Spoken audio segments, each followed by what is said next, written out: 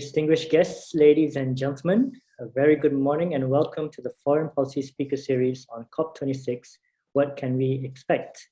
My name is Alizar Mahadi. I'm Senior Director of Research at ICIS Malaysia, and I will be your humble moderator today. This webinar is part of the Foreign Policy Speaker Series, and I would like to first and foremost thank the US Embassy in Kuala Lumpur for their collaboration in convening this series. It began on 10th February 2021 and aims to cover the following themes: global foreign policy, the environment, economics and trade, women's empowerment, global public health assistance, human rights, South China Sea, and the implications of cyber policy on national security. Each webinar in the series comprises of speakers from Malaysia and the United States who will bring their expertise to bear on their topics, as well as discuss the implications for Malaysia, the United States, and Malaysia-US relations. Before we begin, I would like to invite Ms. Melinda Masones, Public Affairs Officer of the US Embassy here in Kuala Lumpur, to deliver the welcoming remarks. Ms. Melinda, you have the floor. Well, thank you very much, and good morning. My name is Mindy Masones. I'm the new Counselor for Public Affairs at the Embassy in Kuala Lumpur, having arrived in Malaysia just this past July. I'm delighted to be here today and be part of this next edition of our ongoing virtual foreign policy speaker series in collaboration with ICIS Malaysia. On behalf of the US Embassy, I would like to thank our expert speakers for joining us for this program. Professor James Salzman, the Donald Bren Distinguished Professor at UCLA Law School and the UC Santa Barbara School of the Environment, joining us from the United States. And Professor Emeritus Tan Sri Zakri Abdul Hamid, the chairman of ATRI Advisory, who is also an alumnus of our Fulbright program, our premier US government-sponsored exchange program. Today's program focuses on COP26, the UN Climate Change Conference, which is taking place over the next 10 days in Glasgow. I'm looking forward to the robust discussion this morning on what we can expect as world leaders and environmental experts converge at COP26. We will hear from our invited experts on the potential outcomes of the climate summit, including anticipated targets and follow-on actions anticipated to tackle the world's most pressing issue of climate change. Under the leadership of President Biden, we have focused on the issue of climate change across the government and are committed to partnering with nations and partners around the world to address it head-on. Through our actions at home and our leadership abroad, the United States is doing its part to build a zero-carbon future that creates jobs and ensures a healthy, livable planet for generations to come. For example, we are investing in zero-emission vehicles, decarbonizing our grid, increasing land and water conservation, and forging public-private partnerships, among other things, to combat climate change. But no country can solve this crisis alone. Everyone needs to work together to fight this challenge effectively. We are hopeful that the ongoing COP26 will bring the entire globe together to put us on the right path in protecting our planet. Thank you to all of you for being a part of this event today, and I look forward to the fruitful discussion. Thank you so much, Ms. Masones, for the opening and welcoming remarks. Okay, now we will go through to start the panel session. But before that, allow me to say a few words just to set the scene.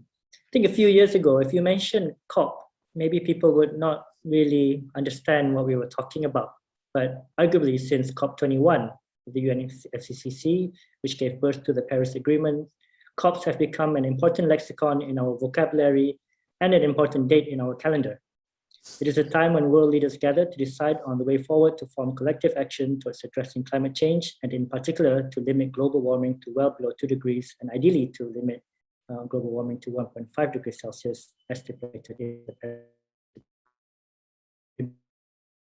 COP21, COP26 is the most important yet, and indeed, we've heard from the opening yesterday, for example, rhetoric certainly highlights this. The UN Secretary General Antonio Guterres demanded people to stop treating nature like a toilet, and with continued use of fossil fuels, he mentioned that we are digging our own grave. UK Prime Minister Boris Johnson, as the host of COP26, brought up the doomsday clock in saying that we are a minute from midnight.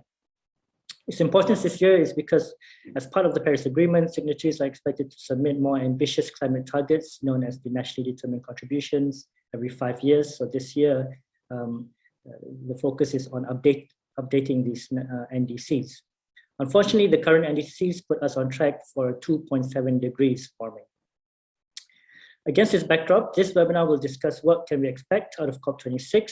We will explore questions such as what can we expect from large emitting countries, including the United States, as well as developing nations such as Malaysia. Ultimately, hopefully the session will shed some more light on whether the outcome is likely to be sufficient in addressing the climate emergency we all face. To discuss this very important topic, we are very lucky to have two extremely distinguished and eminent speakers. First, we have Professor James Salzman joining us from the United States. He is the Donald Brand Distinguished Professor of Environmental Law, as well as the UCLA School of Law and the Brand School of Environmental Sciences and Management at the University of California, Santa Barbara. He's a brilliant author, including publishing well-known books such as Drinking Water, A History, as well as more recently Mine, How the Hidden Rules of Ownership Control Our Lives. Good evening, Professor James from the United States. Thank you for joining us. Good evening.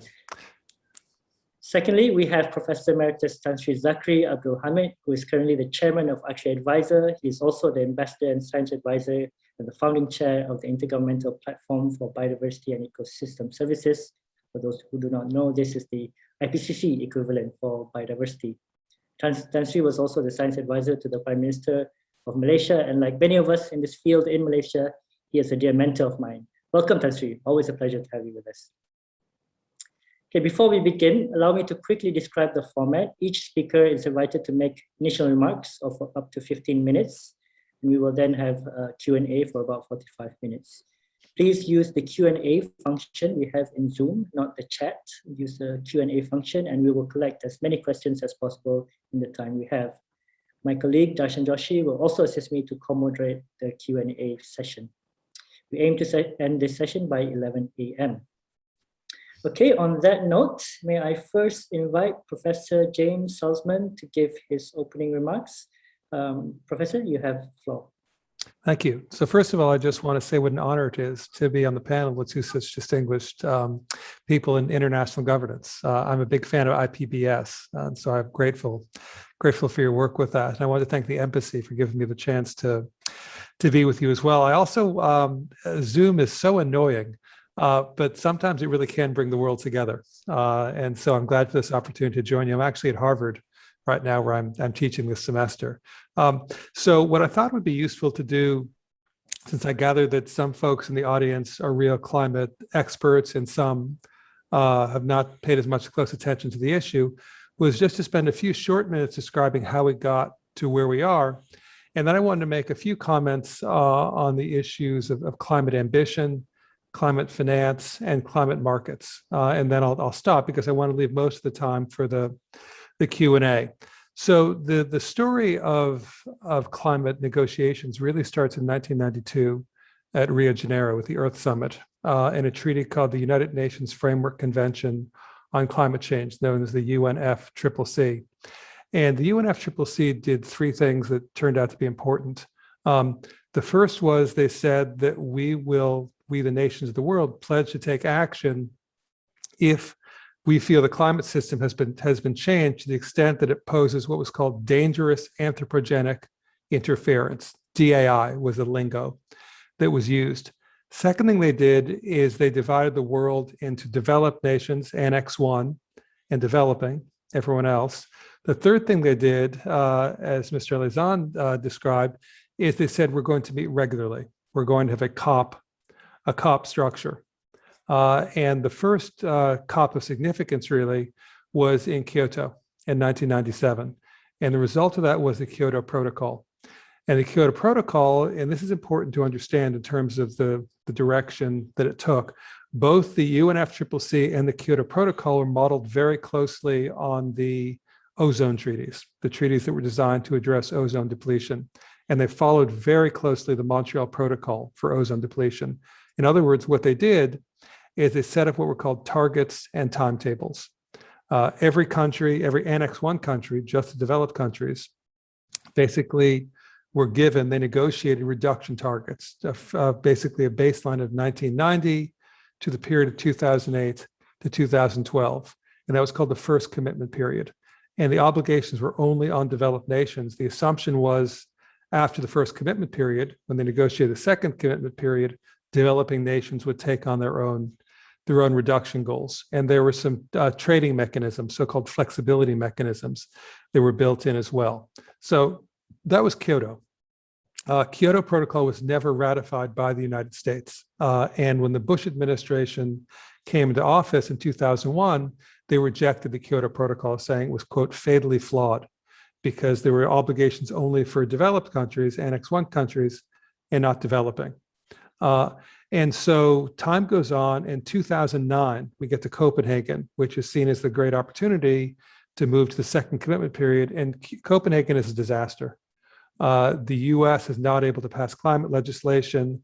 China says very clearly, within China at that point is now the top greenhouse gas emitting country. They say we are not going to sacrifice economic growth and economic development for carbon sequestration, for climate change policies, at least right now. And after Copenhagen, there's a very real question of whether the UN is actually the right venue to deal with climate change. There was real doubt about the role of international bodies. We get to Paris in 2015, and Paris was seen as the moment of truth for the UN-based climate negotiations. And the key thing to realize about Paris, which leads into Glasgow, is Paris represents a complete repudiation of the Kyoto Protocol. So instead of targets and timetables, which is top-down, what happens in Paris is they adopt the so-called NDCs, nationally determined contributions, and they say to every country, you determine for yourself what goals you are willing to set out there, and then you can decide how you're going to meet them. It's let 1,000 flowers bloom. So they reject targets and timetables, top-down. They reject Annex I. Every country takes on an obligation. They basically adopt, interestingly, the other aspect of the ozone regime. So the ozone treaty regime both had the targets and timetables approach to the Montreal Protocol, but they also had an aspect of COPs, these conferences of the parties that would meet every year or every 2 years. And what you saw with the ozone regime was that every time there was a COP, the countries of the world would get together and be more ambitious. They would say, we're going to phase out more substances than before. We're going to speed up the reductions. There was momentum that was created by the COP system. It became described sometimes as a one-way ratchet. And that really was the hope behind this system of what became known as stock taking, where the countries would get together every 5 years, more frequently than that, but sort of the stock taking is every 5 years. And that's what's happening now, basically, where the NDCs are examined, are revised, hopefully, and a roadmap for the next few years is set forward. So that's by way of background. That's sort of how we got to where we are. In terms of big surprises, I don't expect any big surprises. And the reason for that is the way these COPs are negotiated. So there have been up to 10 meetings every month for the past year of different negotiators in different bodies. That's sort of how modern diplomacy works. And so the commitments, the revised NDCs, those are baked in. Those have been submitted. I think there may be room on the margins for some agreements in some areas, but I don't expect major new announcements in addition to what we already know. And I'm curious to hear if you both agree with that prediction or not. That said, I think there are some areas where there have been log jams, where there might be some opportunities. Also, in terms of not expecting major new announcements, Xi Jinping from China and Vladimir Putin from Russia are not going to be there. And if those countries were making big announcements, you would expect that the leaders of those countries would be there. So I think that might be tipping their hands a bit as well. So the three areas I wanted to talk about were climate ambition, climate finance, and climate markets. Let me speak very briefly about each, and then I'll turn it back over to you. So climate ambition. The good news is that about 60% of the countries have revised their NDCs, made them more ambitious. Far more countries are now saying zero emissions by 2050, zero emissions by 2060. The two challenges with that, which are concerning, is, as you said, even if those countries do what they've said they're going to do, that gets us to 2.7 degrees. And the goal is 1.5 degrees. So it's so-called the ambition gap is the phrase that people use to describe this. The second problem is that I think this might be a bit controversial, but I think it's fair to say that there are differences between good faith goals, good faith NDCs, and bad faith NDCs. So to give an example, Australia had not announced any NDCs. Scott Morrison, the Prime Minister, who's been a very strong supporter of coal, a few weeks ago said, okay, Australia will commit to net zero by 2050, but he's refused to detail any steps between now and then. For instance, how are you going to get to what are you going to do by 2030? And it's hard not to think that that simply was just throwing something to try to soften the criticism. Russia arguably has made a similarly meaningless goal. And so I think we have to treat with skepticism the goals by 2050, 2060. To my mind, what matters is the goals by 2030, because those are the steps that we need to be seeing countries take now in order to make that meaningful. So that's climate ambition. In terms of climate finance, at Copenhagen and the meetings following Copenhagen, there was a commitment to basically provide climate finance of $100 billion per year by 2020. That has not happened. The OECD reports that the current financing is about $79 billion. So there is a finance shortfall of 21%, essentially, which is significant. What's equally important is that most of that climate finance is in the form of loans, not in the form of grants.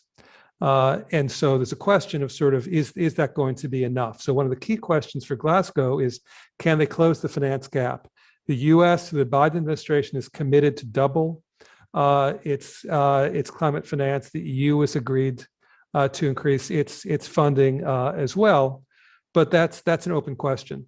Another question that we can talk about is that only 25% of the total climate finance is going to adaptation. And I think one of the key questions that we should talk about is what's the proper balance between focusing on mitigation, which refers to the reduction of emissions, and adaptation. Climate change is here now for a lot of countries, particularly low-lying island states and low-lying countries. What financing is available, or that so-called modalities for financing. And then the last thing I want to talk about briefly is carbon markets and so-called nature-based solutions. So one of the key aspects of the Kyoto Protocol was the creation of what became known as flexibility mechanisms. And this was basically ways for countries to gain reductions, not at source, but to say, look, we can reduce our emissions here, but it's much less expensive because carbon dioxide is a global pollutant. Why don't we pay for other countries to make lower cost reductions where they are? And then we get credit for that. It's more complicated than that, but that was the basic idea. That worked in principle because there were global goals, right? Within the Kyoto Protocol regime, US committed to reduce 5%, the European Union by 7%. And you could take these reduction credits and count them toward the reductions that everyone had set. That was a top-down system. We're in a very different situation now. And with NDCs, because every country is setting its own goals, it's not even clear where an offset credit can go, right? There's no international trading scheme. And so there's a big mismatch right now between potential supply and potential demand. And the phrase they use is closing the Paris rulebook. Right, that started last in Katowice at the COP, and that's going to continue here. To my mind, that's actually a very significant issue that's unresolved right now, and that is that how are you going to deal with carbon offsets in the scheme where every country determines what it's doing, and will it accept offsets? Will it not accept offsets? How do we ensure there's not double counting? And so a country that produces the offset claims it for itself and also sells it afterwards. So there's a good deal more to be said about all of these, but I think as an introductory short remark, I'll leave it there. Thank you so much, Professor Salzman. You really condensed quite a lot in your remarks. I think you firstly set the scene very well in terms of the negotiation, but you've highlighted, I would say, quite a few concerns and gaps still there. We've got the emissions gap, we've got the finance gap, we've got specifically adaptation financing gap, we've got a mismatch between potential supply and demand, especially in relation to carbon offsets, which I also think is a very important topic in Malaysia, obviously being a tropical country with tropical forests. The challenge of double counting is even a challenge here domestically, because from a constitutional point of view, the forest is a state matter, and there is a challenge even in double counting, even within the country. So that's what more so internationally. But I think that sets the scene very well. A lot of questions, I'm sure, have been raised just from your remarks just now. But before that, let's move on to Professor Tan Sri Zakri Abdul Hamid. Tan Sri, you have the floor. Thank you, Alizan. Hello, everyone. I'm very delighted and honored to be here and to share the same platform with Professor Salzman. You know, you mentioned 1992, James, is deja vu for me. I was then one of the junior science advisors to the Malaysian delegation, negotiating one of those Rio Convention, the Convention on Biological Diversity, an intense 2-year negotiation from 1990 to 1992. I remember on the first day of my time in Nairobi, at the end of the first day, I plucked enough courage to see my head of delegation. She is a diplomat from the foreign ministry. I said to her, "Madam, I think I want to go home." She looked at me and she was quite amused and quite upset. She said, "Why?" So I said, "I don't like the way you guys are working. You attended the plenary for half an hour, and then you adjourn to the delegates' lounge, and you have coffee and scone and have a good time." She looked at me and she said, "Professor, why don't you give yourself a few more days?" So, ladies and gentlemen, that was 30 years ago. I never looked back because I found out it was in the delegates' lounge where horses were traded, agreements were made. And when they adjourned again to the plenary, it was just a formality. So there you are about science diplomacy. But let me continue by apologizing if some of my remarks also overlap with Prof. Salzman's notes. As he also noted, the biggest and most important climate-related summit on the planet, COP26, is now ongoing in Glasgow until November 12. And this year's event is described as the most significant climate event since the 2015 Paris Agreement. And some were saying also is the world's best last chance to get runaway climate change under control. So as you know, over 200 leaders and tens of thousands of negotiators, government rep, businesses, and citizens will hold talks on how to tackle climate change.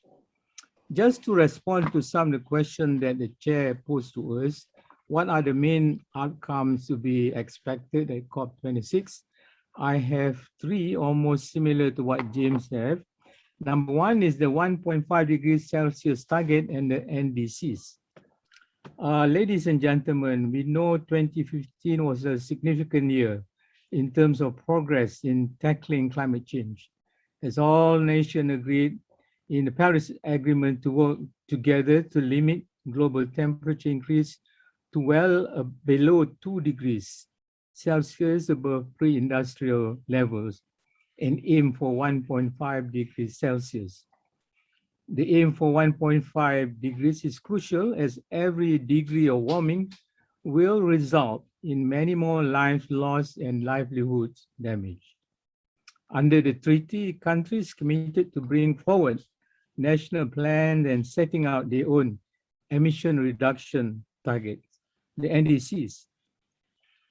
However, the national emissions reduction pledges made by countries to date are far from enough to reach the goals set by the Paris Agreement. I think it's also mentioned by the first speaker, the NDCs pledged by countries so far reduced predicted 2030 emission by only 7.5%, according to UNEP.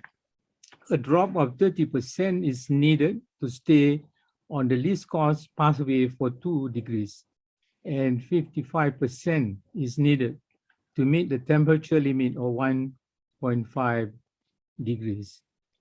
The current national climate pledges made by countries, combined with other mitigation measures, put the world on track for a global temperature rise of 2.7 degrees by the end of the century, which can be catastrophic. So whether and how countries will update their NDCs during COP26 will determine whether the world can hit the goal. So that's one aspect. The other one is the 100 billion pledge by developed countries. During COP15 in Copenhagen, developed countries vowed to channel 100 billion a year to developing countries for 5 years from 2020 to help them cope with the impact of climate change, develop clean energy, and transition towards green economies. However, the long-standing pledge has not been honored so far. This has been a source of deep frustration of developing countries and also for Malaysia. The aim of putting this plan together has been to rebuild trust, and countries will need to deliver on this. So this issue, I believe, will surely be discussed during the COP, as climate finance is a crucial issue for the summit, which is aiming for more ambitious commitments from states. And as many of us realize, it is the developed countries with a few hundred years of industrialization and ecological debt should take the lead in climate action. People in developing countries tend to pollute less and are not responsible for most of the emissions in the past, but they experience some of the worst effects of climate change. And they need money. We need money to help reduce our emissions and also to cope with climate change. And the third one, I think, as Jim also mentioned, is the Paris Rulebook and Article 6 of the Paris Agreement, which need to be finalized during COP26, which was prepared in Poland, I think, in 2018. The rulebook governs how the world community must pledge emission reduction targets under the Paris Agreement and report on the progress. So let me see. I have about how many more minutes? I have a few things to report here. Let me just comment on the finance. And it was very encouraging when President Biden recently committed to doubling the US financial contribution to developing countries to 11.4 billion per year.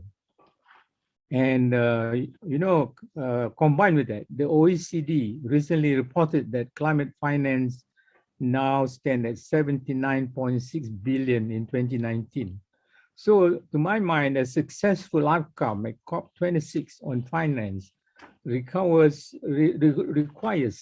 rich countries like Australia, Canada, Japan, Italy, and the UK committing to an additional $2 to $4 billion a year to fulfill their fair share of climate finance. This would help instill confidence to agree on key issues such as carbon markets and transparency. So the US commitment 2 weeks ago really renewed hope for climate finance going into COP19. Let me just stop at that. Maybe we'll go to the Q&A. Just one more thing, expectation from the developing South. I think there are several points here. One is on the aspiration of developing countries. One is on mitigation and cutting emission. We will want to set more ambitious targets across the board in line with the 1.5-degree goal and enact policies to meet them, with developed countries basing national action on their fair shares. The other one is, of course, adaptation. We need to strengthen provisions to help the most vulnerable adapt, such as establishing a clear process to define the global goal on adaptation and commit to allocating at least 50% of climate finance to adaptation. Just now we heard it's only 25%. So that's not an unreasonable request. The other one is, of course, in COP26, I hope there will be a discussion, a start of discussion on loss and damage arising from destruction through global warming. And finally, I think it's finance to deliver on promises made in both Paris and Copenhagen of at least US $100 billion per year by 2020 up to 2024. So we have not met that target with a concrete delivery plan. And also, as James was saying, I think it should be grants rather than loans. In addition to debt arising from COVID-19, I hope they pass a resolution calling on parties to provide additional liquidity to developing countries. And of course, lastly, the implementation, finalize rules on transparency, carbon trading, and common timeframes for accelerating action. And agree on a common 5-year timeframe for NDCs for all countries. Just to conclude, as Alizan will tell you, I'm not a specialist in climate change. I'm more at home on biodiversity. But as a former negotiator, all this mega meeting really sort of send the adrenaline again in me. So thank you. Thank you for the time being. Thank you, Tan Sri. And you certainly brought many issues, especially, I think, from the view of the global south, issues such as really the importance of finance, again, as brought by Professor Salzman as well, but especially for the global south. The issue of loss and damage is a very crucial issue, especially, for example, for low-lying island states and so on, who are most vulnerable to climate change. But also, once again, the issue of adaptation as well, the need to have at least 50% in terms of adaptation. Okay, while we continue with this discussion, I would like to invite all the participants to start asking questions within the Q&A function. But let's go a bit into perhaps some of the details of what we are expecting to be announced or agreed at in Paris Agreement, perhaps just for the understanding of the audience as well. I think one major thing that has been highlighted quite a lot is net zero emissions. I think you mentioned briefly, Professor Salzman, that you're looking more into 2030, but net zero emissions, India yesterday announced by 2070, they aim to be net zero. Many countries, of course, announced by 2050, they aim to be net zero. Malaysia, I don't know if you are aware of this, Professor Salzman, is aiming to be net zero by as early as 2050, so not defined yet, so it's more second half of the century. But from my understanding, the IPCC recommends that globally we achieve net zero from a global perspective. So the question I have, maybe first to Professor Salzman and then to Professor Zakri, is what is fair? First of all, okay, two questions. Is it justified, this focus on net zero? And what is fair in terms of net zero for developing and developed countries? Because if globally we have to achieve 2050, shouldn't it be fair for the global south to be after 2050 and more developed nations prior to 2050? Just your views, Mr. Salzman. Yeah, so how should I put it? I don't put a lot of stock in the 2050, 2060, 2070 goals. I think it's good to talk about directional ambition, but the people who are making those goals are going to be dead by the time 2060, 2070 comes along. Or if they're not, God willing, they're not, but they're not going to be in positions of power. And so that's why I said, tell me what you're going to do by 2030. And I think I'd be very curious to hear what the professor thinks, because I think there has been a parallel process with biodiversity, where countries set these long-term goals for conserving biodiversity, but come up short when you really say, okay, over the next 5 to 10 years, what are we going to see? And so I frankly am a bit concerned that so much of the focus has been on these 30, 40-year goals, because I think the example I gave of Australia, that's just not a serious goal if they're unwilling to provide any shorter term actions. And so I think that I take your point. I think it's a reasonable question to ask in terms of common but differentiated responsibilities, in terms of to what extent should developed countries be moving faster than developing countries. I think that's a fair point. But speaking practically, and in terms of really moving the needle on climate change, I'm much more concerned over the next 10 to 15 years than I am about goals 30 to 40 years out. Thank you, Professor Salzman. Tan Sri, do you have any views of this net zero race to zero? Yes, I agree with what Professor Salzman just expressed. All these targets in the end are just rhetoric. Let's just reflect, on the G20 meeting in Rome last weekend. Leaders of the group of the 20 major economies. They're not specific in their communique, but they kept on saying they are committed to the 2015 Paris Agreement goal to hold the global average temperature increase well below 2 degrees Celsius and to pursue efforts to limit to 1.5 degrees Celsius. They also recognize the key relevance of achieving net zero carbon emission by the middle of the century. But other than that, there's no details. Even as we said, China and Russia, they are not even, they are absent physically from the Rome summit. And if you look around, the G20 bloc is crucial to the success of COP26.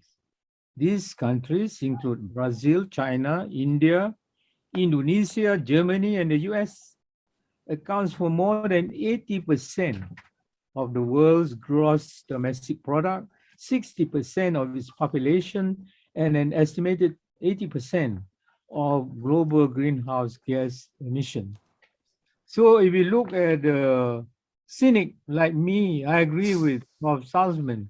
What we need to do is now, not to wait until 2030.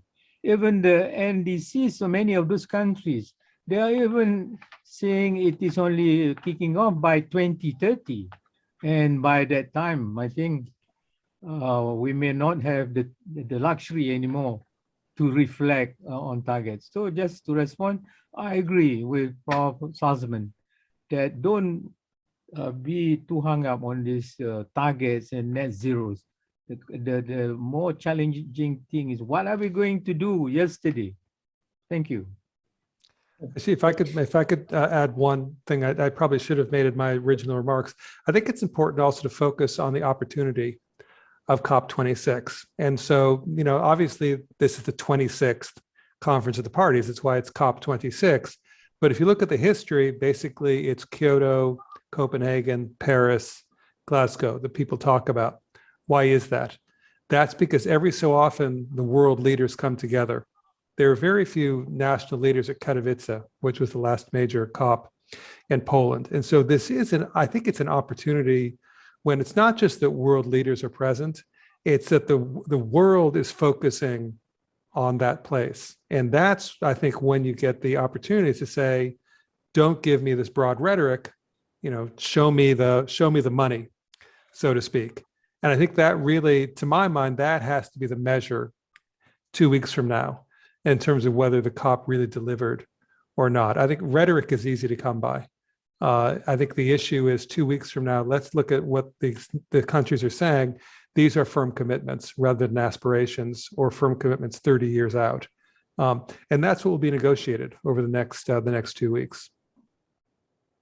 Yes, certainly. I think the discourse surrounding the COP itself, and of course now the activism surrounding it as well. Greta Thunberg is a celebrity these days, Yes. etc.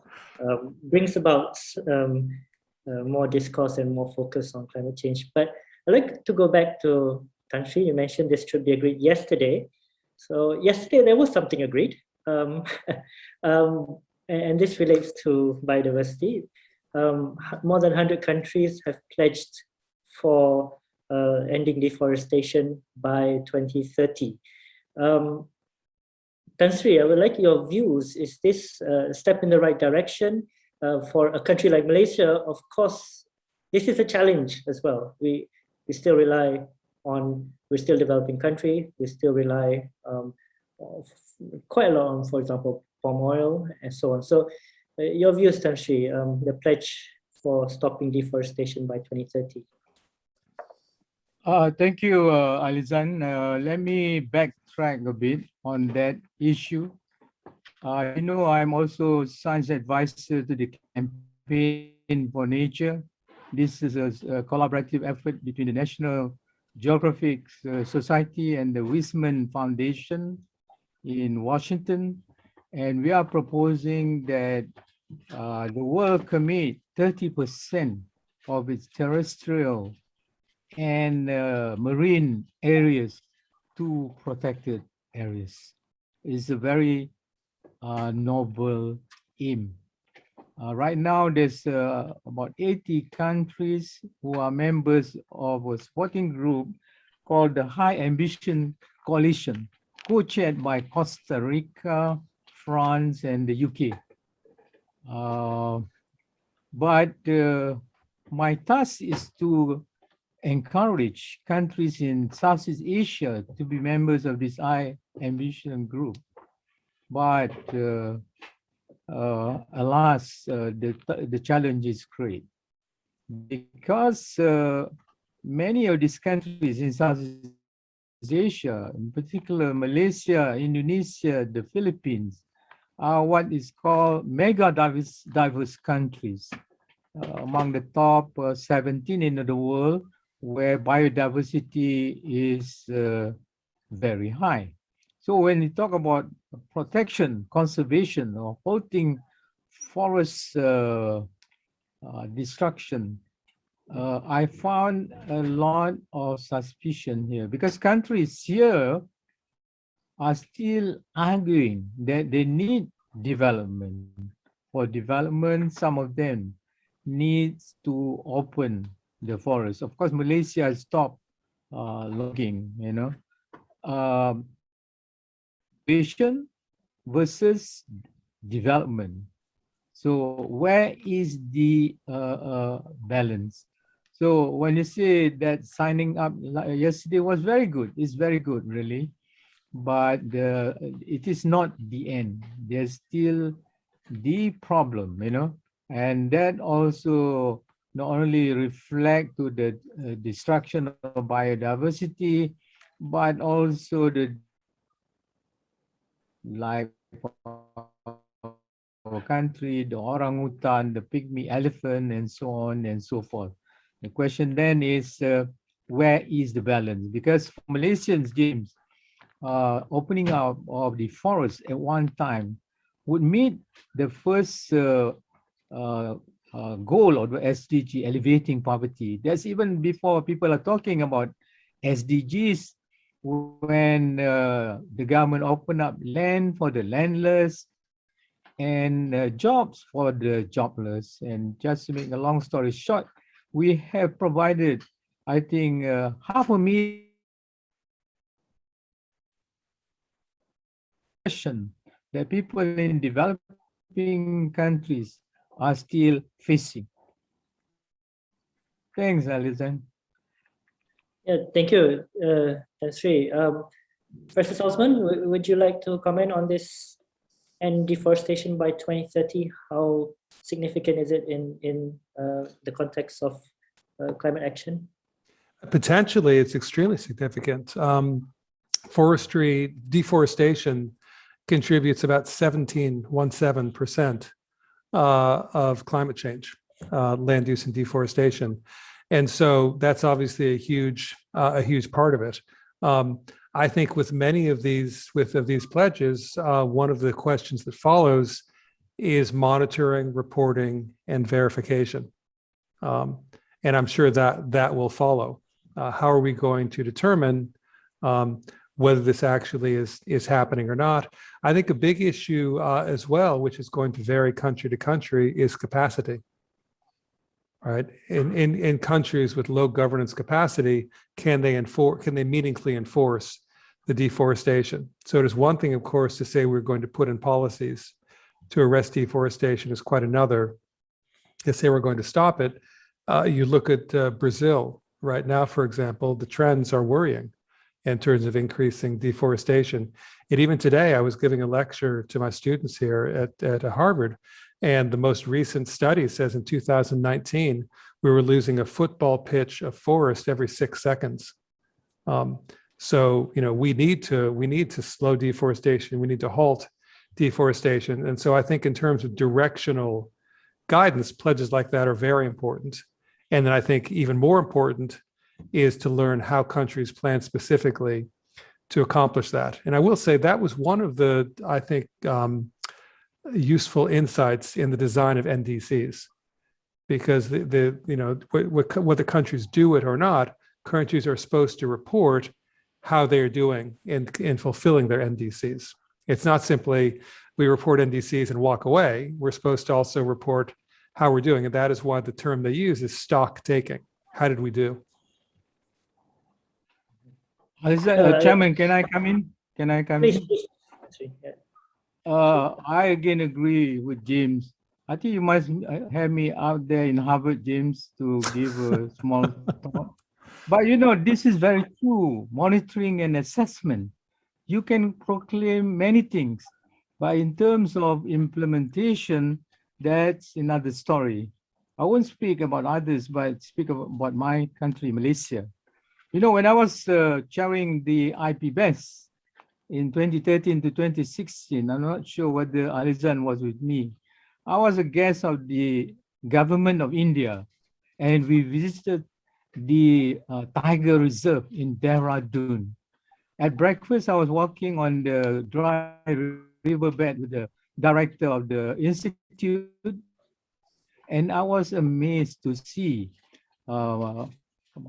mother tiger and 2 cubs walking around on the other side of the river, not even noticing us. Then there's another one. I was so amazed, and I asked the director, "Wow, how did you do it?"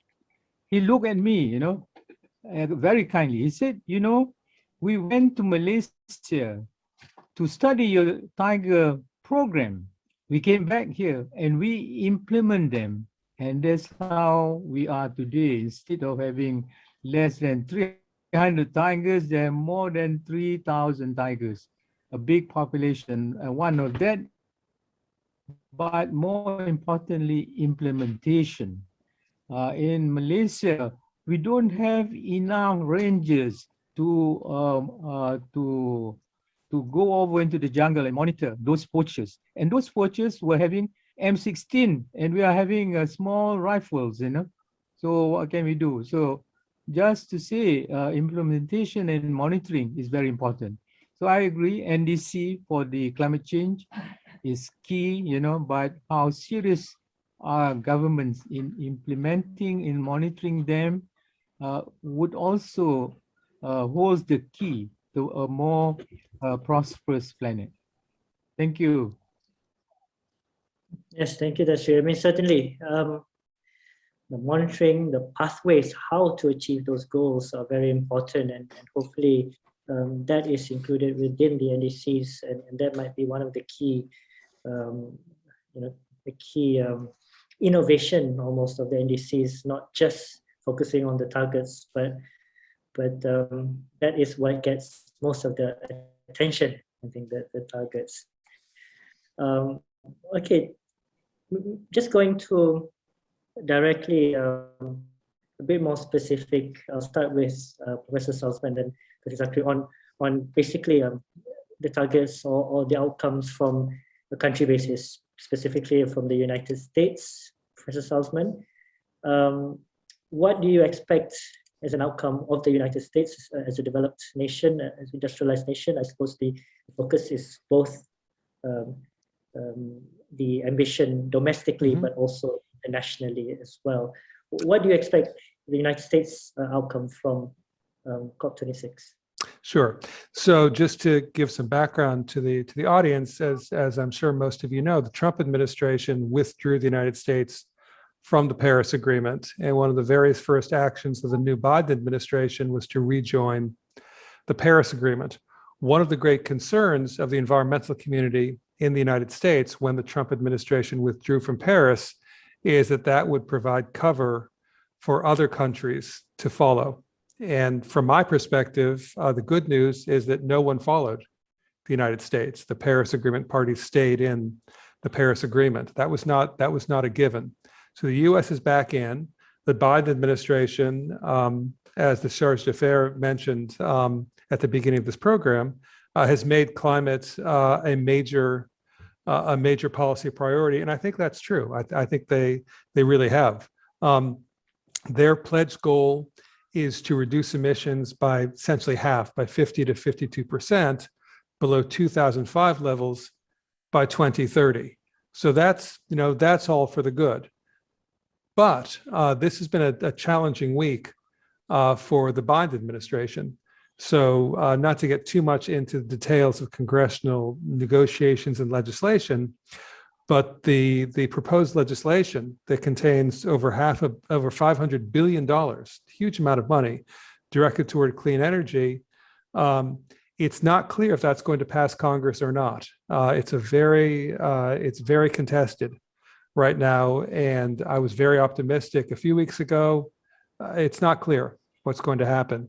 If that does not pass, I think it's much more challenging for the United States to meet its target. I think the Biden administration is making a good faith effort, but they need Congress to go along with them.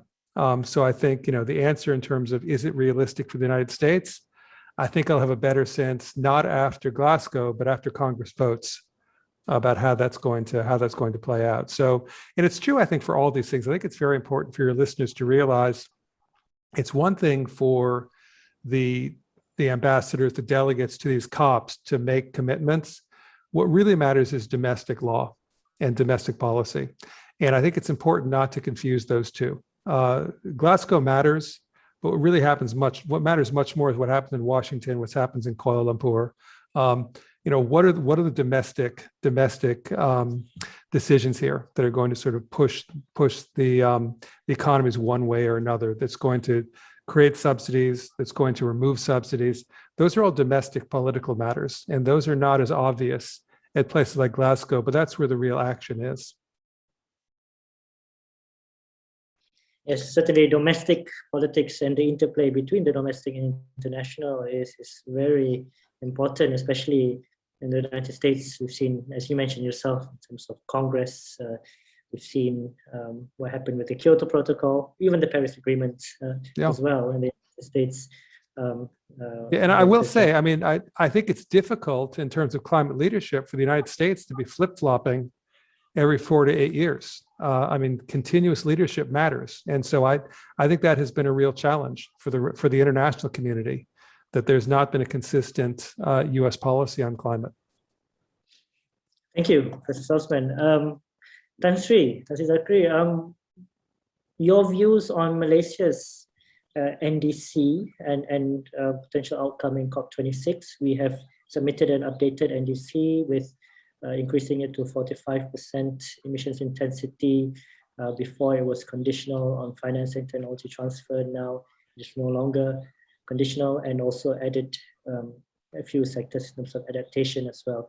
Do you see this as sufficient, Tan Sri, or do you see it being upgraded during COP26? Tan Sri? Yes, thank you. I think it won't change. The numbers had been agreed. In fact, the numbers have been endorsed by the Prime Minister, who was chairing this Climate Action Council. So the numbers wouldn't change. And in a way, it's fairly good. It's an improvement of what we committed before, 35%, and now it's 45%. And with no conditionality. What we are saying, we're going to do it even without the climate finance from the developed country.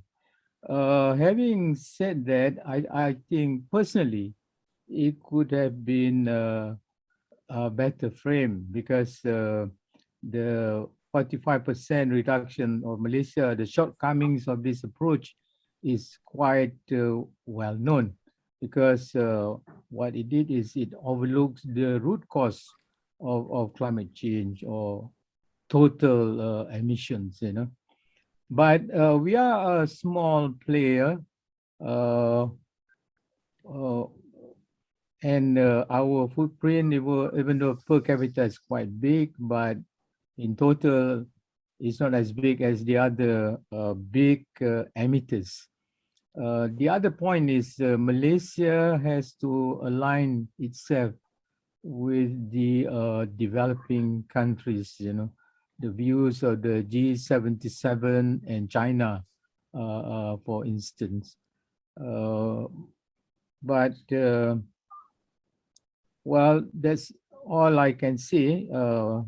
But nationally, internally, the target that we have now, the NDCs, do not necessarily give reason to incentivize the adoption of low carbon practices and technologies. So giving a grade, maybe a C+, you know. Don't quote me, yeah? Thank you. Thank you, Tan Sri. I don't know, Professor Salzman, would you have any views? I don't know how in-depth maybe not in-depth, but some views on this target of emissions intensity, more specifically, rather than absolute targets. And from a developing country perspective, I think you mentioned you're more interested in kind of short-term. What are those short-term targets that would signal a very strong climate action from a developing country perspective? I don't have a problem with emission intensity as the goal, if that is what is politically achievable. I think setting a goal that is not politically achievable is domestically is pointless. You need to be able to get the parliament or whatever the political structure is to be able to support it. I think that, but that has to be seen as a way station toward more significant cuts. I was interested to hear the professor talk about China in the same category as Malaysia. I would have put them in very different categories. China is now the world's largest emitter of greenhouse gases by far. And they have focused basically on carbon intensity and then peaking and then reducing. I think to a certain extent, as goes China, so goes the world. Now, that's not to say that the United States and other developed countries do not bear a heavy responsibility to reduce greenhouse gases. I think they do. But I think China is a very important player in this. And I think it's not a good sign that Xi Jinping didn't go to the G20 or is going to be going to Glasgow, because I think that it's important that both the US and China work together on these issues. And one of the things that makes this more difficult is, as you well know, there are increasing frictions between the United States and China on a number of issues, particularly trade. And it makes it difficult to work closely on something that really does need cooperation. I mean, if you look back to the Paris Agreement, one of the reasons the Paris Agreement was so successful was that the summer before, China and the United States had made a joint communique where both nations had made commitments to reduce their emissions. And that basically gave the signal to other countries of the world, you should do this too, you should follow our lead. That does not seem to be happening nearly to the same extent now. Okay, thank you. I'll take questions from the audience now. I would like to also invite more questions from the audience as we go along. I've got one from Ms. Shanti Dariam. Says reducing emissions and preventing deforestation has implications at the national level for profiteering by the private sector. Unfortunately, in all our countries, there is a nexus between the private sector and the government. So domestic law to protect and prevent climate change or reduce emissions or deforestation is not much of a possibility. How effective are these world conferences going to be to get domestic law in place? Maybe Professor Salzman first. Well, I think it's a very country-specific question. So in the United States, I'm not sure that I would agree that that's I certainly would agree there's a chance for profiteering. I do think the Biden administration is trying to reduce emissions. I think that's why they put the $500 billion into this infrastructure bill. So I do think there's a good faith effort. I think this may have different meaning in Malaysia or other countries. The way I take this question in reference to the United States is the challenge with market mechanisms. So the problem, for example, if you certify this offset, is it legitimate or is it not legitimate? One thing that we haven't talked about that I think is a side issue at COP26, but is extremely important, is really, I think, what has to be called an explosion of net zero commitments by companies and the corporate sector. I mean, it's remarkable how many companies have said they are going to be net zero companies by 2050, 2060. British Petroleum, Rio Tinto, major companies around the globe are all saying this. Now, how even law firms, where in my world, how is a law firm possibly going to be net zero? Well, the answer is they're going to have to buy carbon offsets. And so there's this burgeoning market for offsets that are entirely private, entirely voluntary. And so the predictions are for the very first time, voluntary offsets are going to exceed $1 billion. So how are they going to be credible? A question came up that sort of ties to this. Thank you for that. Aren't there private sector lobbies? Of course, there are private sector lobbies, right? The oil lobby, the coal lobby, the natural gas lobby, and they're very powerful. And that, frankly, is one of the reasons why it's difficult to get anything through Congress on this issue. So, to that extent, are there interest groups that are opposed to making real action on climate change? Absolutely.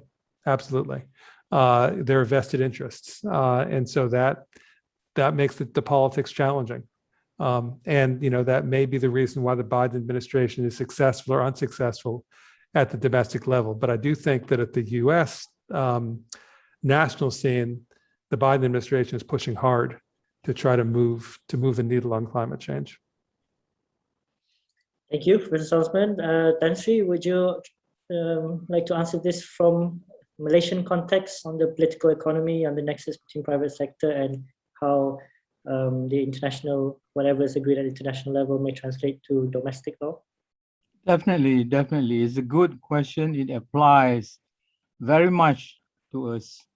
And I want to touch on the role of stakeholders and the role of knowledge and the role of science, which is very important with the IPCC out there in Glasgow. This awareness about climate change needs to be mainstream. James, I'm embarrassed to tell you, in one of the global survey that we heard recently, the level of awareness of Malaysian about climate change, whereas in Japan it's 55%, is 1%. Can you believe that? So that means the communication is not moving, is not happening. This is one reason why not only the NGOs were quite vocal in this, it has to be the government, it has to be the business sector, it has to be academia.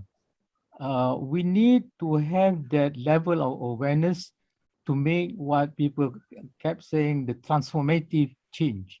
But I'm proud to say that there is some elements happening here now.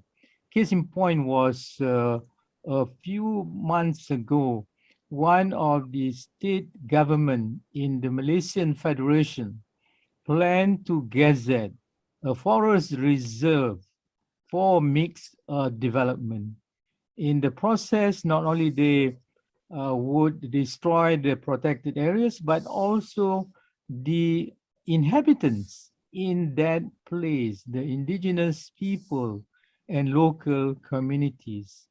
Many times before, once the government decided to do such thing, there would be not much protest. But this time, it was different.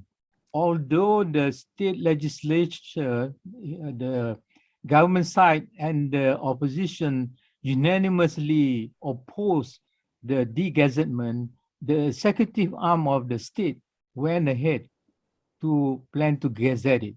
But you know, there was a big upheaval, protest. There were 50,000 signatures protesting the de-gazettement. So in the end, what happened?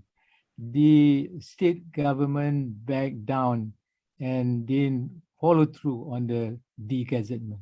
So what I'm saying here, knowledge is very important.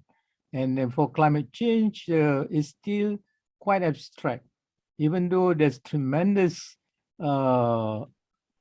information given by the IPCC and other scientific assessment. Of course, in some other countries, in Scandinavia, I think it's more, there are more consciousness. But in Malaysia and the other ASEAN countries, there's still less.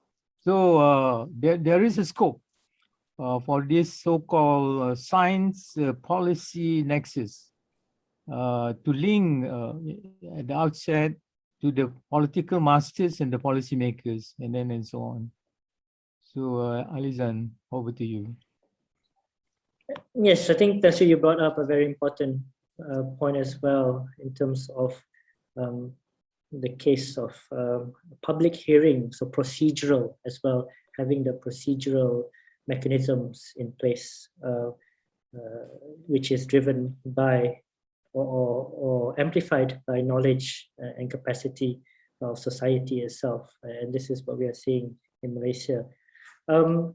Okay, I've got another question here on related to climate finance.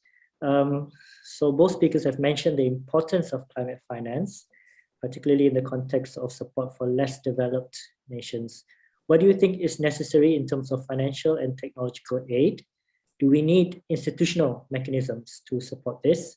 And how much more pressing is this given the effects of COVID on public finances in the developing world? Professor Salzman? It's a good question. COVID really has made this much more difficult with the downturn in economic activity during the COVID period. And so I think there are really sort of three things to keep in mind as we talk about climate finance. The obvious first thing is the gap. Right, $100 billion was pledged. That's not what's been provided. Will that be provided?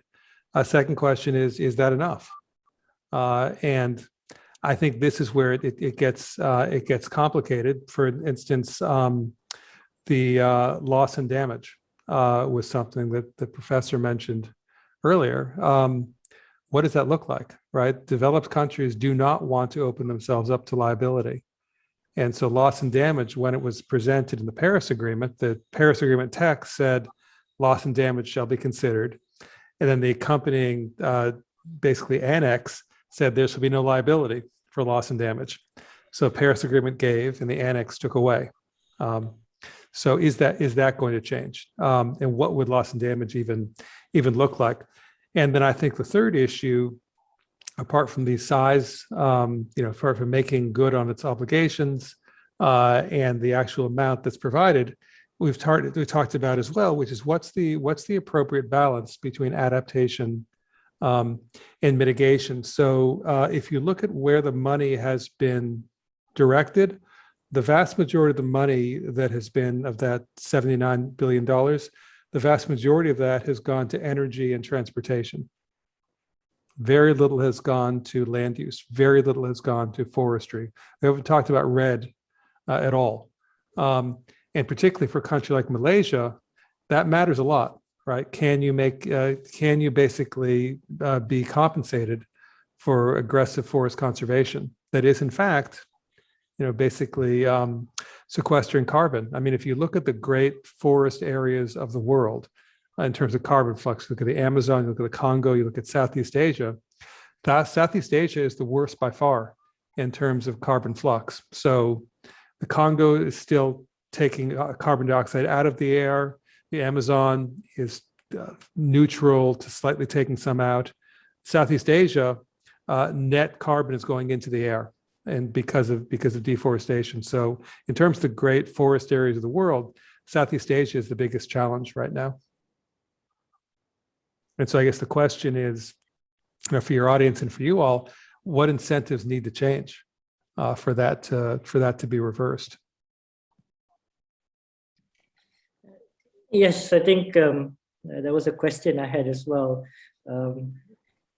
Maybe this doesn't make sense, but I was reading your book on ownership, on mine, right? So, in the context of carbon sinks or forestry, I think the question of ownership is very important here as well, and the question of who owns those carbon sinks? Is it a global heritage, or should Malaysia be compensated for keeping it on the ground and the value of that as well? So I don't know if there's an answer there. I don't know if you would like to respond to that quickly. Sure. I mean, I think it's a deep question, and I mean the way that I look at it personally is I look at the decision maker, and usually the decision maker is actually the person who lives there. And when they look around them, and they look at the incentives that are pushing them one direction or another, how do we make the trees worth more standing than cut down? To me, that is the fundamental question for land use, and it's incredibly important for countries like Malaysia, which are forest rich. And clearly, right now, the incentives are not aligned toward conservation and preventing deforestation. And so, is it a question of governance capacity and enforcement? Is it a question of we're not directing finance flows to the right places? I don't know Malaysia well enough to say anything intelligent, except that I think that you have to focus on the individual incentives and why that's not working right now. And I'll just add, and this is something Professor is truly an expert on, it's probably the same question for biodiversity conservation, right? Obviously, forest cover and biodiversity conservation are oftentimes the same question. Very much so. But to respond to the chair's question, should countries be compensated? I will just share with you an anecdote happening in Malaysia. Forests and land is the purview of the individual states, whereas the federal would have the policy and the guidance. So the federal government now and then advise the state governments to allocate protected areas, not to do logging. And they came back and they said, it's fine, we won't do that, but can you give us the money not to log and not to mine, And there's no response. So I think if you amplify that at the global level, it is the same,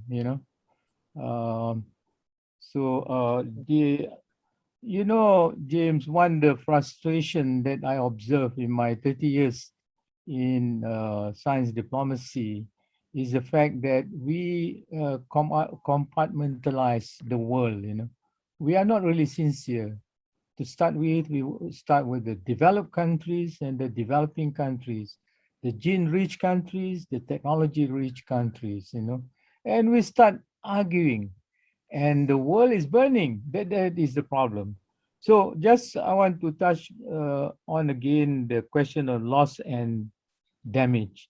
I hope Copenhagen will start the conversation, but I'm not confident because there is still no clarity on loss and damage finance in terms of sources, scale, and institution.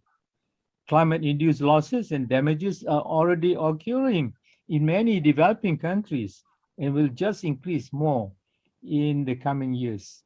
As we recall also, over the past decade, extreme weather and climate-related disasters have killed more than 400,000 people and affected 1.7 billion people around the world. In 2020 alone, 30 million people were displaced due to weather-related events, primarily storms and food shortages. So I think it is important that Glasgow parties take bold decisions on the topic of loss and damage, finance, its institutional arrangement, sources, and scale. But I'm not confident whether that conversation is going to happen. Yeah, thank you. Thank you. On the same vein, we've got a question from Mr. Ibrahim Huzam. Here is from who's from Maldives. So he's asking, small island states like Maldives, where I'm from, we are already witnessing the severe consequences of global temperature rise. Every day we witness parts of many islands lost to the sea due to erosion. Most countries like ours don't have the kinds of huge funds required for adaptation methods. For instance, building seawalls around each of the Maldives' 2,000 islands is just unimaginable. Would appreciate if you could share your thoughts on how small countries could do more to help themselves in a situation where we feel increasingly helpless. Would it be a good idea to make plans for a mass migration of entire population, perhaps about 60 years later, when islands like ours are predicted to become uninhabitable? Thank you. This first Professor Salzman, then also Tan Sri. Yeah, thank you for the question. It's a tragic situation. I mean, this is the sharp wedge of climate change, and we're seeing it hit low-lying island nations like the Maldives, like the Marshall Islands, like the Seychelles, and they're all facing the same tragic choice, which is that there's not you can't hold back the tide, right? Sea level, even if we were to put a cork in every emission source tomorrow, we're going to be feeling the effects of climate change for decades to come because there's their long-lived chemicals in the atmosphere. To be candid, I don't see loss and damage, as Professor said, I don't see that being addressed meaningfully anytime soon.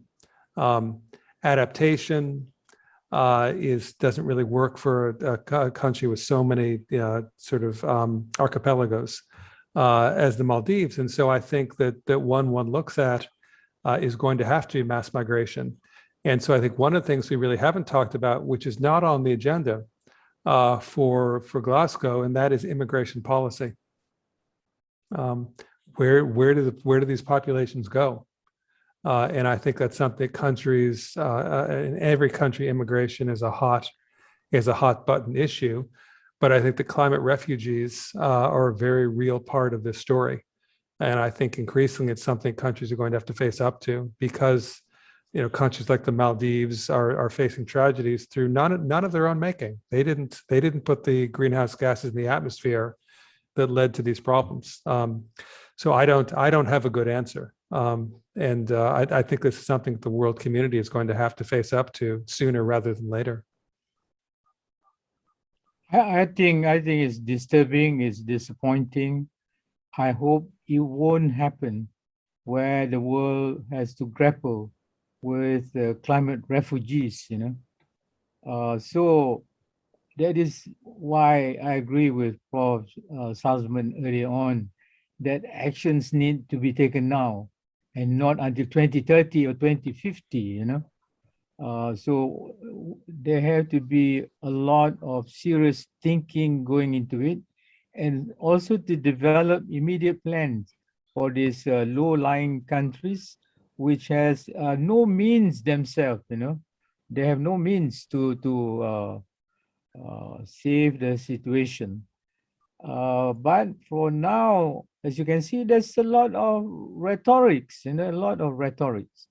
The money where it should be coming from is still not trickling to countries like the Maldives and all that.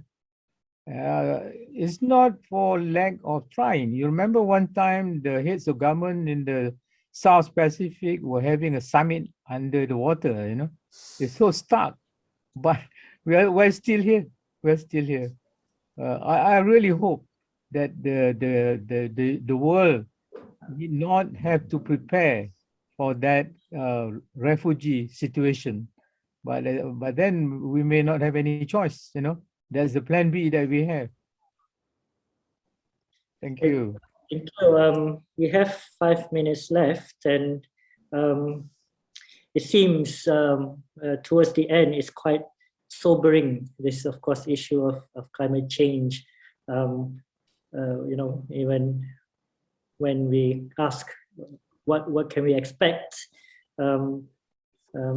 I don't know if it's bringing much optimism, but nonetheless, what is coming out really is really the climate emergency that we are all facing. And we have, thank you, Mr. Ibrahim, which we have from Maldives, really illustrating that this issue is real and it is very, very important. Okay, before we end from the speakers, just to close and going back to really the topic, if there's one thing from COP26 that you do just hope to have agreed by November 12th, is it? What is it? And just your final thoughts in about 2 minutes each, please. Professor Salzman, then Tan Sri will have. Sure. First of all, just thank you. I think this is an important topic. I think it is wonderful that Malaysia and the United States can talk about these issues openly. This is a global problem. It needs a global solution, and it needs United States leadership. I think there's no question about that. So I'm grateful for the opportunity to share my thoughts with you today. Climate negotiations are a marathon, not a sprint. It's a process, not an endpoint. COP26 is not going to solve climate change. COP56 is not going to solve climate change. The hope is that when the world's attention is focused on this issue, you can get governments to step up and increase the ambition, increase the momentum. And so my sort of hope at the end of COP26 is less a specific declaration or a specific number, but more a true sense of a redoubling of efforts that you felt after Paris. I think there really was momentum that was created out of Paris. That's what I'm hoping for, is a sense of momentum, of renewed commitment that translates back to the capitals, where you see domestic action that follows from the world's governments coming together on this issue. Thank you, Professor Salzman. Tan Sri, you have the last word. Yeah, just to conclude, I would also like to express my appreciation to the Embassy of the US in Kuala Lumpur for taking this initiative with ICES. I hope there will be more of it, and I'm sure in the program itself. But what we are trying to do here is to promote science diplomacy. And the US has been in the forefront doing that. They have a history, great history, during the Cold War and before, promoting science diplomacy. It is so necessary now. You remember the Honorable Gordon Brown, the former British Prime Minister, when he launched a book on science diplomacy 10 years ago, said the problems of the world is international, is global. No country can help solve. So we need this scientific collaboration, and having the US back in the international scene is a welcome sight. I say this I used to be a student in your country many years ago. I did all my 3 degrees in Michigan, you know. So it's really pleasing to have the leadership again. But at the same time, we are not going to take it lying down. There are things that we need to demand, and we hope people would listen, you know. And I also agree that the climate change or any of those environmental problem is a long drawn process. But the hope is, the glimmer of hope is the fact that the global community is talking, starting from the Brundtland Commission in 1987, the Earth Summit in 1992, and on and on and on. Some skeptic will say, oh, it's just talk, you know, just small talk. But to me, any talk, any discussion would be helpful. At least it's better than going to war. So all the best. Let's hope COP26 would translate into something hopeful for all of us to look forward to. Thank you, Alizan. Thank you, Tan Sri, and thank you, Professor James Salzman. I think from our session today, we had a realistic view. I think a realistic view of what we expect from COP26. Neither, I would say, negative or positive. It's just how these conferences are. There are a lot of challenges remaining. There's a lot of gaps that remain, generally speaking, in terms of climate action. And I think from Professor James' early intervention, we don't really expect new announcements to be made because they have been agreed. Professor Tashizaki also said this as well. Nonetheless, I think it's also still very important. We are having this today. Is hopefully building momentum towards a broader climate action. And I think that's the main takeaway here. Many challenges still exist in the low domestic political economies and so on, but the key thing is hopefully the discourse and the movement, if you like, on climate action in general is growing through such conferences. With that, I would like to once again thank you to the US Embassy for partnering with ICIS Malaysia on this on the Foreign Policy Speaker Series generally and on this specific topic as well. I'd also like to thank all my colleagues for working very hard to get this webinar organized. And before I end, I would like to ask Ms. Melinda Mazonis, would you like to say any words to close the session? Catherine. Hello, Alizan. Thank you so much. And a huge thank you on behalf of the US Embassy, a huge thank you to our distinguished panelists this morning, this evening, Professor Salzman, Professor Tan Sri Zakri. It's been a very interesting, somewhat sobering, but definitely informational conversation. And we appreciate the opportunity and thank you for sharing your insights and your expertise on this topic. It's been a true honor. We look forward to our next program with ICIS Malaysia and to round out our foreign policy speaker series. And thank you all for your participation today in today's program. Over to you, Mr. Alizan.